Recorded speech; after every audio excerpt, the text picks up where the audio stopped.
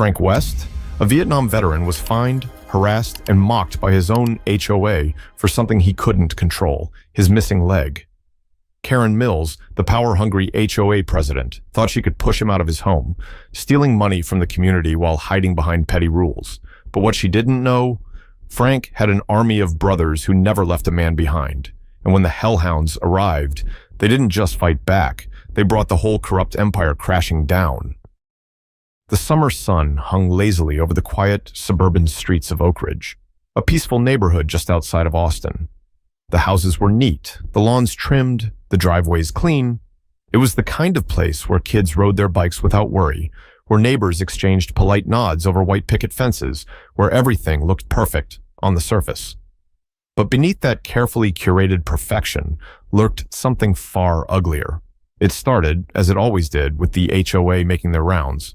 Clad in pastel polos and khaki shorts, armed with clipboards and self-importance, the HOA board members stalked through the neighborhood like a pack of overfed vultures. They scanned driveways, inspected mailboxes, and scrutinized lawns for the slightest imperfection. A flower pot slightly off-center? Fine. A car parked half a foot over the imaginary approved line? Warning notice. A fence painted in a shade not pre-approved by their sacred handbook? Expect a sternly worded letter. And then there was the grass. God help anyone whose lawn did not meet their arbitrary standards of perfection. That's what led them to 712 Willow Lane, Frank West's house. Frank had lived there for over 30 years. A Vietnam veteran, he had bought the modest home after returning from war, built a life within its walls, and, despite his prosthetic leg, still did his best to maintain it. His grass wasn't perfect. He couldn't mow as often as some of the younger neighbors, but it was far from an eyesore. It was just a little overgrown, a little uneven in patches, the kind of thing most people wouldn't even notice. But the HOA noticed. They stood at the edge of his lawn, arms folded, lips pursed in exaggerated disapproval. Leading the pack was Karen Mills, HOA president and self-proclaimed ruler of the neighborhood. She had the look of someone who had never been told no in her life. Stiff posture, platinum blonde bob that never moved, and an expression that always hovered between condescension and outright disgust. She tapped a perfectly manicured nail against her clipboard. "This is unacceptable," she declared, loud enough for the neighbors to hear. Beside her, one of her lapdogs, Tom Reynolds, a balding man with the charisma of a wet sock, nodded enthusiastically. "Total disgrace. We have standards in this neighborhood." Karen flipped through her paperwork, her lips twisting into a smirk. "And look at this. He's already received 2 warnings. That means we can issue a fine, $500 for failure to maintain landscaping." The others chuckled in approval, enjoying their little display of power, but then Karen's smirk widened. She tilted her head toward the house, her voice dropping to a conspiratorial whisper, loud enough for effect, but soft enough to feign innocence. "Or maybe he's just lazy." Tom snorted. "Wouldn't surprise me. Some people just use their hero status as an excuse to do whatever they want." The laughter that followed was cold, sharp, and deliberate. Inside the house, Frank West heard every word. He had been sitting by the window, watching them through the blinds, the clipboard brigade with their smug smiles and their little fines. He had seen a lot of things in his life, things these people could never begin to imagine, but nothing made his blood boil quite like this. Not the fine, not the power trip. It was the disrespect. They weren't just writing a citation. They were mocking him. They were mocking the leg he lost in a jungle thousands of miles away. They were mocking the years he spent fighting for a country that now let these people pass judgment on him from the comfort of their pristine front yards. He gripped the armrest of his chair so tightly his knuckles turned white, but he didn't open the door. He didn't yell. He didn't give them the satisfaction.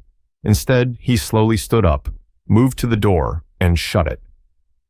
Outside, Karen let out a satisfied sigh, as if she had just completed some noble duty. "We'll have the fine processed immediately," she said, already making a note. Tom chuckled.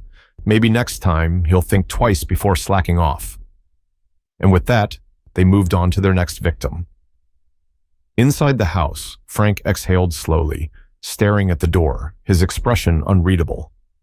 But his grandson? His grandson wasn't nearly as composed. From the couch, Jake West watched it all unfold. watched the way his grandfather's hands shook with suppressed rage, watched the way his jaw clenched tighter than it had in years. And something inside of him snapped. They were mocking a veteran, a man who had bled for this country, a man who had given more than these HOA parasites ever would, and they were laughing about it. Jake's hands curled into fists. He didn't know what he was going to do yet, but he knew one thing for damn sure. This wasn't over. The envelope arrived on a Wednesday, plain, white, official-looking, the kind that carried bad news. It sat on the kitchen table for hours before Frank finally opened it. His eyes scanned the page, his lips pressing into a hard line. $500 fine for failure to maintain landscaping. No explanation, no warning, just another financial punch to the gut. But that wasn't all. By Friday, more letters started pouring in, each one worse than the last. Violation notices, citations, legal threats. They accused him of everything: unapproved lawn decor, debris in the yard, failure to comply with community aesthetic standards. And then the real kicker, an official complaint filed with the city, classifying his home as a neglected property. It was a full-on campaign now. And the worst part? The police started showing up. First, it was just a drive-by, patrol cars slowing down in front of the house, officers peering out, assessing. Then came the official visits. "Oh, we've had some reports of a possible abandoned residence, sir." "Just checking in, Mr. West. Some of your neighbors are concerned. We need to confirm that the property is still being maintained." It was bullshit. Frank knew it. Jake knew it. Everyone with a functioning brain knew it. This wasn't about neighborhood standards. It was harassment. Frank never backed down from a fight before, but this one was different. Jake watched as his grandfather sat at the kitchen table, shoulders hunched, flipping through letter after letter. His hands trembled just slightly, not from age, not from weakness, but from sheer frustration. That night, Jake woke up around 2 a.m. and found him sitting in his chair in the living room staring at nothing. Just staring. The glow from the streetlights outside cast long shadows across the room, outlining his profile, rigid, motionless, his jaw clenched so tight it looked like it might snap. Frank West was a fighter. He never complained, even when the VA hospital told him his remaining leg wasn't holding up well, that another operation might be inevitable, even when the phantom pain kept him up at night, even when walking across the damn room felt like stepping on glass. But this was breaking him. Jake's fists curled at his sides. They were pushing him out of his own damn home. They were using fines, threats, and bureaucracy as weapons, trying to force him to sell, to leave, to disappear. And he was letting them. Not because he was weak, but because for the first time he was tired. Jake couldn't stand it. He wanted to do something, anything. Smash their perfect little HOA office to pieces. Go door to door and scream at every single neighbor who had ever signed off on this nonsense. But he knew that wouldn't help. This wasn't a fight he could win alone. But maybe, just maybe, he didn't have to. And that's when he remembered the old photos on the wall, the folded letters in a shoebox under the bed, the stories his grandfather had told him over the years, the brothers in arms who had never let him down, Frank's unit, the Hellhounds. Jake grabbed his phone. It was time to call in reinforcements. Frank had always talked about his unit, the Hellhounds. To some, they were just another squad, one of thousands that had been sent overseas, fought their battles, and faded into history. But to Frank, they were his family. Jake had grown up hearing their stories. Not the kind they put in war movies, with the patriotic speeches and triumphant music. No, Frank told the real stories. Stories about what it was like to sit in the dirt, soaked in sweat, hearing gunfire in the distance, and knowing you might not make it out. Stories about men who had saved his life, and men whose lives he couldn't save. And most importantly, stories about brothers who never left each other behind. The war ended, but for them, it never really ended. The Hellhounds scattered. Some stayed in the military, some built careers, some just tried to live life as best they could. But they always stayed in touch, even if it was just a Christmas card every few years, a call on birthdays, or an unexpected knock on the door after too many years apart. That's why, when Jake saw the way Frank sat in his chair that night, silent, staring at nothing, his hands gripping the arms of the chair like it was the only thing keeping him tethered to this world. He knew what had to be done. This fight wasn't just about a fine. It wasn't about grass. It was about respect. And the hellhounds? They would never let this stand.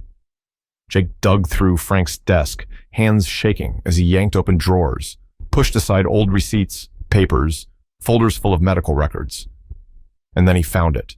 A small, leather-bound address book. It was old, the edges curling, the pages yellowed. Inside, names were scrawled in careful, deliberate handwriting. Some crossed out, some underlined, some with notes beside them. Moved to Arizona.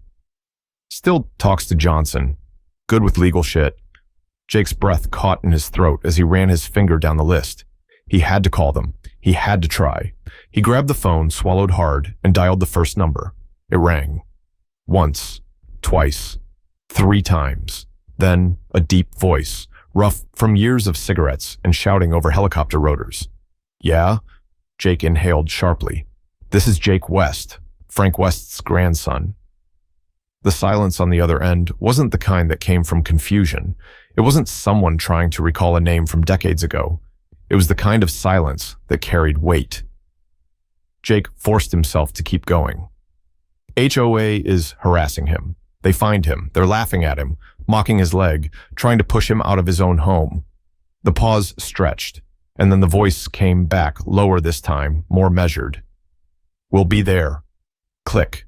The call was over. Jake stared at the phone for half a second before dialing the next number. It rang. Another voice, slightly younger, but just as sharp. Who is this? Jake West, Frank's grandson. Another pause. What's wrong? He didn't even hesitate. The HOA is trying to force him out. They're fining him, harassing him. They laughed at him. He didn't even get to finish. We'll be there. Click.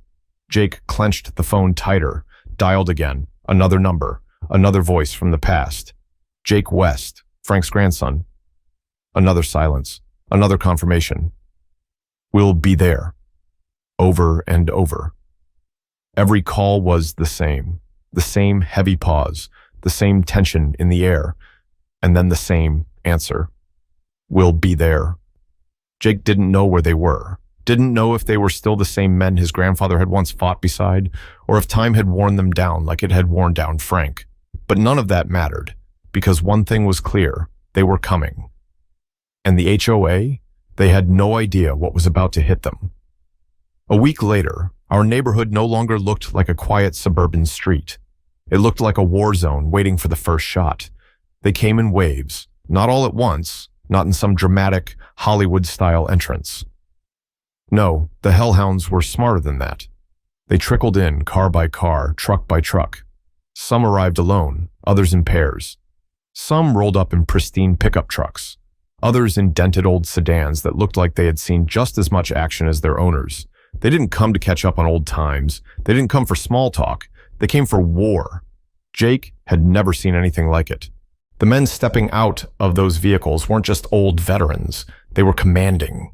They moved with purpose, with precision.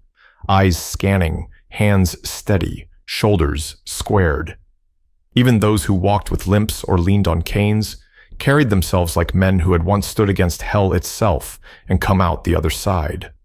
Some wore faded military jackets, patched with insignias from wars most people had long since forgotten. Others sported biker vests, worn leather marked with the same bond of brotherhood. A few still fit into their old fatigues, clean pressed, the fabric stretched slightly over broader frames, but still carrying the weight of their history. And then there were the ones who didn't need a uniform to be recognized. Bob Callahan was the first to arrive, tall, built like a linebacker, with silver hair slicked back and a stare that could make a judge nervous. He wasn't just a former soldier. He was a lawyer, and a damn good one. He stepped out of his car with a thick briefcase in one hand and a coffee in the other, looking like he was heading into a high-stakes corporate negotiation rather than a suburban HOA takedown. He wasn't alone. He brought files, stacks of them, legal documents, case precedents, evidence. "This is going to be fun," he muttered, as he dropped the briefcase onto Jake's kitchen table and popped it open, revealing enough paperwork to make a government official sweat. Then came Dwayne Harper, former Army logistics officer, now a contractor who spent his days dealing with permits, zoning laws, and everything in between. HOA rules are like a badly set tripwire, he said, flipping through a printed-out copy of the neighborhood bylaws. They think it's tight, but there are gaps. We just got to step around them. One by one, they came prepared. Frank didn't say much. He just watched as his brothers set up camp in his living room, spreading maps, papers, and blueprints across the dining table. Watched as men he hadn't seen in years fell into old rhythms, barking orders, pointing out weaknesses, strategizing. Jake could barely keep up. They weren't just looking for a fight. They were building a case, tearing apart HOA policies line by line. And then it happened. Bob leaned back in his chair, pushed his glasses up, and let out a slow, wolfish grin. "You've got to be kidding me," he muttered, tapping a document with his finger. Jake leaned in. "What?" Bob turned the paper around, sliding it across the table. "Most of these fines?" He smirked. "They're illegal."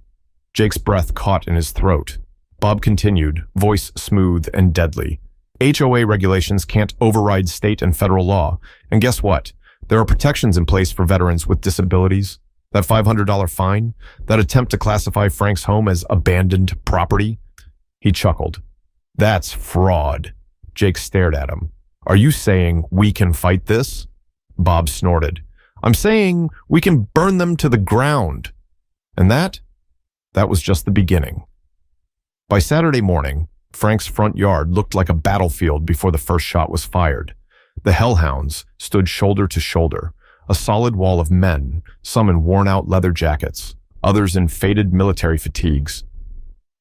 Old but unbroken, slower but no less dangerous. They weren't here to make a scene. They weren't here to yell or wave signs. They were here for war. Jake stood beside them, heart pounding. This wasn't just about his grandfather anymore. This was bigger. The kind of thing that, once started, could never be undone. Then, like clockwork, the front door of the HOA Queen's castle creaked open. Karen Mills. She stepped onto her porch in a pastel blouse, hair sculpted into its usual helmet of perfection, and scanned the crowd. Her manicured fingers gripped a clipboard, her weapon of choice. For the first time, though, she looked uncertain. "Excuse me," she called, voice sharp. "You can't just—" She gestured at them like they were stray dogs loitering on her perfect sidewalk. "You don't have the right to gather here. Show away." She didn't get to finish. One of the men took a step forward, tall, broad-shouldered, dark sunglasses hiding eyes that had seen too much. Karen stopped talking. "You don't have the right to harass a veteran," he said flatly. His voice wasn't raised, but it carried weight, the kind that commanded attention, the kind that made people listen. "HOA has been illegally targeting Frank West," he continued, taking another slow step forward, "filing fraudulent fines, threatening legal action based on fabricated violations, and that's just the start of it." Karen opened her mouth, but he wasn't done. "You've also been misusing funds," he said, voice as calm as if he were discussing the weather, "overcharging homeowners, padding your budget with fines that should never have been issued." Silence. Then a flicker of something on Karen's face. Not just anger, not just shock, fear. Jake saw the way her fingers twitched around the clipboard, the way her posture stiffened, like she was bracing for impact. Bob stepped forward then, smooth as ever, adjusting his tie with the ease of a man who had already won. He held up a stack of documents. "These," he said, flicking through the pages, "are copies of your HOA's financial records, the ones you thought were nicely tucked away." He flipped another page. "These are the fine notices, half of which are legally unenforceable. And this?" He lifted the last sheet with a smirk. "This is a lawsuit, drafted and ready to go. We have attorneys ready to file." Karen's lips parted, but no sound came out. "And here's the fun part," Bob continued, his grin widening. "Frank West is a protected veteran under the Federal Fair Housing Act. You know what that means?" He didn't wait for her to answer. "It means every action you've taken against him, every fraudulent fine, every threat, every harassment attempt." He let the words hang, just long enough to see the color drain from her face. "It's a federal offense." Silence.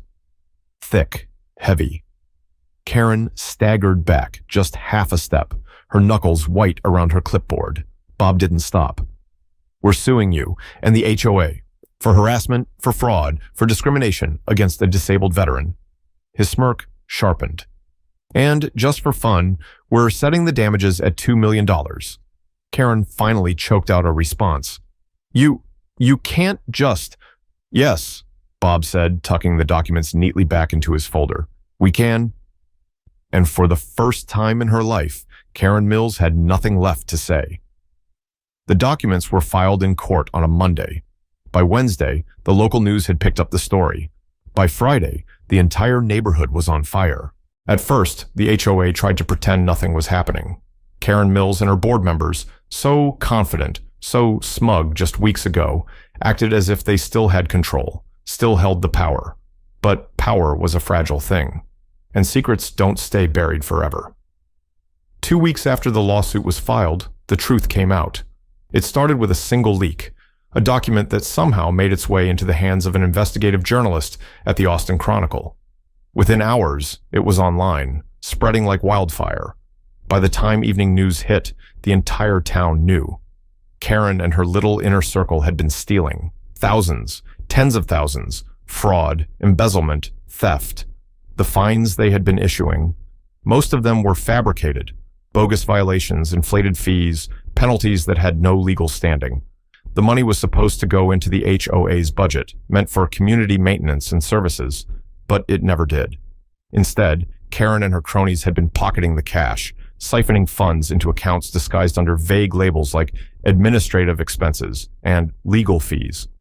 HOA had been bleeding money for years, but instead of admitting it, they had been covering their tracks by blaming homeowners. They claimed the budget shortfalls were due to delinquent payments. They blamed people like Frank West for being irresponsible homeowners. But in reality, they were robbing their own neighbors blind, and now everyone knew it. By Saturday morning, the HOA's office, usually a dull, quiet little building tucked beside a coffee shop, was surrounded. Not by lawyers, not by journalists, by angry residents. People who had spent years writing checks, paying their fines, following every ridiculous, arbitrary rule Karen had put in place. People who now realized they had been played for fools. The crowd grew by the hour. Furious voices filled the air. "They were stealing from us?" A woman in her 60s shouted, gripping a HOA notice in one hand like it was evidence of a personal betrayal. "They lied about the budget? I want every cent back." A man in a baseball cap waved a bill over his head, eyes burning with rage. "I've been paying HOA dues for 20 damn years, and they've been stuffing their pockets with it?" Another neighbor turned to his wife, shaking his head in disbelief. They tried to kick Frank out while they were robbing the whole damn neighborhood? It was chaos. The HOA board members were nowhere to be found. Karen's car was missing from her driveway. The office doors remained locked, blinds pulled shut. But it didn't matter. The damage was done. Someone pulled out their phone. "We should file a class action lawsuit. I say we vote them out, all of them. Forget voting. Call the police." The mob surged forward, a tide of people no longer afraid of their so-called HOA authority. And just like that, Karen Mills was finished. Karen Mills resigned on a cold, gray morning. No fanfare, no press conference, no carefully worded statement about stepping down for the good of the community. She was forced out when the pressure became too much, when the HOA board meetings turned into interrogations, when neighbors started demanding their money back, when the words fraud and embezzlement began circulating on the local news. She did what all cowards do. She ran. The official letter from the HOA was as lifeless as ever. A single page, dry and clinical, stating that Karen Mills had voluntarily resigned from her position as president of the Homeowners Association. No apologies, no admittance of guilt. Just a quiet, pathetic exit. The rest of the HOA board followed soon after, each member distancing themselves from the wreckage as fast as they could. But it didn't matter. The damage was already done. Investigations had been opened. Bank records were being combed through. Lawyers were making a lot of money. And Karen, she was gone. The neighborhood had changed. The once untouchable HOA, the same people who had ruled over every tiny detail, mailbox height, fence color, lawn length, was now under scrutiny. People weren't afraid anymore. And Frank, for the first time in years, he smiled. Jake noticed it that morning, the way his grandfather sat by the window, drinking his coffee, shoulders a little lighter, the way his mouth twitched up at the corners, something almost playful in his eyes. Then the mail arrived, a plain envelope, no threats inside, no list of fines, just a single sheet of paper with one simple message. All outstanding violations and penalties against Frank West have been formally revoked. Frank read it twice, slowly. Then he let out a low, satisfied chuckle. He turned to Jake, shaking his head like he still couldn't quite believe it. "Good work, son." Jake just grinned. It was a team effort, Grandpa. Because in the end, no one fights alone. The story didn't just spread, it exploded. At first, it was just a local news segment, a 5-minute clip sandwiched between weather updates and high school sports scores. But the footage was too good. A group of aging veterans standing in formation on a suburban lawn, staring down an HOA that had spent years extorting, bullying, and pushing people out of their homes. That wasn't just news. That was a damn movie. Social media grabbed hold of it first. Someone clipped together the best moments. The hellhounds arriving one by one. Bob slamming HOA bylaws onto a table like they were classified documents. The exact second Karen Mills realized she was going down. The caption, "They fought for this country, and now they have to fight for their own homes. Not on their watch." It went viral overnight. Comment sections erupted. HOA's been robbing people blind for decades, and they finally messed with the wrong guys.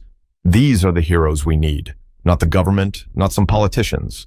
These men stood up and took care of business. Tell me where to donate to Frank West's beer fund, because this man is a national treasure. Within days, national news outlets picked it up. CNN, Fox, MSNBC, even late-night talk shows. The title remained the same no matter the platform: Veteran and his unit take down corrupt HOA. And suddenly, everyone was watching. Journalists dug deeper. They found out this wasn't just one bad HOA. This was happening everywhere. Frank's fight wasn't unique. Across the country, veterans, many of them disabled, many of them elderly, were being pushed out of their homes over petty fines, illegal fees, and fraudulent regulations. It was an epidemic. And now, it had a face. Frank West, the Hellhounds. And suddenly, the floodgates opened. Thousands of veterans started sharing their own stories. Men who had fought in Iraq, Afghanistan, Vietnam, even Korea, men who had bled for this country, were now being fined for their mailboxes being the wrong shade of beige, for having wheelchair ramps that violated aesthetic guidelines, for parking in their own driveways because HOA regulations required garages to be used for vehicle storage. And for what? So some suburban dictator like Karen Mills could add a little more to her personal slush fund? Not anymore, because now the Hellhounds had lit a fire, and it was spreading. Within weeks, other veteran groups organized. Lawsuits were filed. HOA boards across the country scrambled to cover their tracks. News crews showed up at HOA offices shoving microphones into the faces of stunned board members, and one by one, they fell. Fraud investigations, embezzlement charges, boards forced to disband. The system that had gone unchecked for decades was finally under siege. All because one HOA got too greedy. All because they picked the wrong damn veteran to mess with. And Frank watched it unfold from the comfort of his porch. He didn't care about the cameras. He didn't care about the news segments or the interviews or the online petitions. He cared about what came next. Because for the first time in a long, long time, his house didn't feel so empty. Every day now, someone stopped by. Bob with his legal pads, still poking through HOA fine print just for fun. Dwayne with his coffee and a smirk, updating Frank on which board just resigned today. Hellhounds from across the country, some he hadn't seen in decades, rolling up in old trucks, taking the long way just to sit on his porch and shoot the breeze. Jake watched it all happen. Watched his grandfather come back to life, surrounded by brothers who had never really left. Because the war might have ended. But their fight, their loyalty, that never did.